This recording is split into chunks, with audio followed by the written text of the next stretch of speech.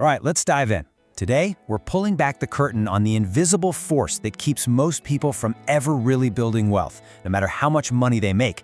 It's a trap. And today, we're going to show you exactly how to spot it, and more importantly, how to get out. You know, we've all had that thought, right?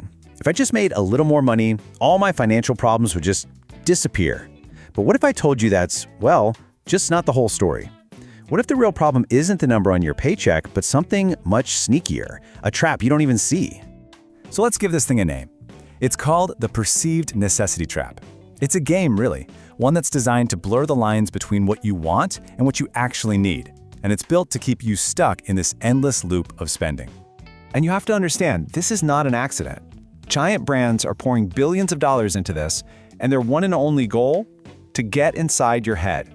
They're experts at creating this feeling of urgency, this feeling that you need something right now, when, let's be honest, it's just something you want. So, how in the world do you fight back against that? Well, the first step is to take back control. And you do that by drawing a really clear, hard line in the sand. It's all about consciously, deliberately separating what you truly need from what you just kind of want. Okay, so let's get super clear about this. A need is something you absolutely cannot survive without. It's totally non-negotiable.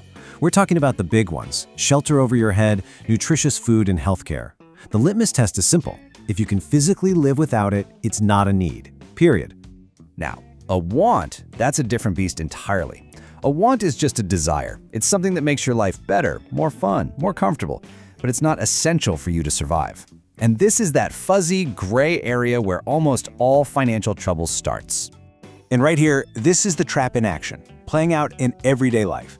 Look, you need transportation to get to your job, right? But do you need a brand new luxury SUV? That's a want. You need clothing to not get arrested. But designer logos? That's a want. And yeah, a smartphone can be a need for work, for safety, I get that. But the latest, greatest $1,500 model? That is 100% a want. Okay, so if it's all so simple on paper, why is it so dang hard to tell the difference in the moment when you're about to click buy? The answer? It's all about psychology. These marketing machines, they're not trying to appeal to your logic. Nope, they're going straight for your emotions. You know, there's this quote that just hits the nail on the head. We often buy things we don't need with money we don't have to impress people we don't even like. So much of our spending is just about keeping up, right? It's social pressure. It's trying to project a certain image. We're not buying products, we're trying to buy feelings. Let me break down this cycle for you, because it's basically an addiction loop. First, an ad hits you. It's not selling a product, it's selling a feeling. Status, respect, whatever. Then you buy it, and bam, your brain gives you a little hit of dopamine, that pleasure chemical. It feels good. But here's the catch. That good feeling, it doesn't last. A couple of days later, it's gone. And what are you left with? The urge to find the next purchase to get that high again. It's a consumer treadmill, and it's designed to run you ragged. Okay, so that's the problem. It's a big one. But the good news is there is a solution. And winning this fight doesn't mean you need some crazy, complicated spreadsheet. All you need is a simple, powerful system to get you on the right track. It's called the 50-30-20 rule, and it's a super simple blueprint for what to do with your money after taxes. Here's how it works. 50% of your income goes to your absolute needs. We're talking rent, groceries, utilities. Then 30% is for your wants. That's the fun stuff like going out to eat, hobbies, you name it. And then, and this is the most important part, a non-negotiable 20% goes straight into savings and investments. No excuses. Now this next part, this is the secret sauce. It's a total mind shift in how you handle your money. See, most people get paid, they spend their money, and then they hope to save whatever's left over at the end of the month. And what's usually left over? Right, nothing. The wealthy method flips that completely on its head. You get paid, and the very first thing you do is move that 20% to your savings and investments. Then you live off of what's left. It's called paying yourself first, and it is a game changer.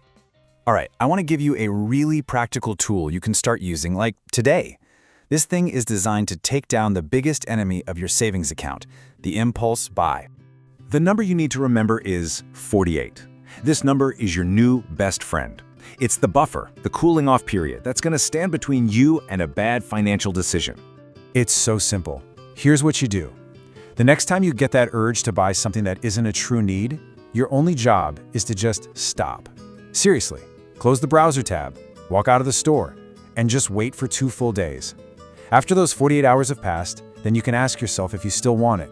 And what you'll find is that, like 90% of the time, that emotional urgency is just gone. You'll realize you didn't really need it after all. So, as we're wrapping up, I want you to think about this differently. When you save that 20%, when you use the 48-hour rule, you're not depriving yourself of something. No, you are actively buying something way more valuable than any gadget or piece of clothing. And this is what you're buying.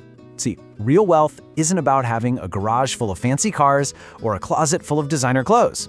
It's about having options. It's the freedom to walk away from a job you hate, the freedom to start that business you've always dreamed of, the freedom to face an unexpected emergency without a total panic attack.